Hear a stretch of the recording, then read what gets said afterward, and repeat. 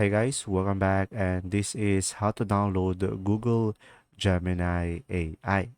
So, in order for you to do this, just simply go to google.com, and from here, just simply search for Gemini, and from here, just simply click on the first one, and after that, just simply go ahead and click on the three dots on the top right corner of the screen.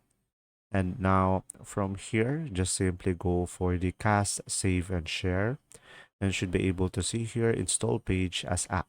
So click on that, and from here should be able to name the app, and you can just simply click on install.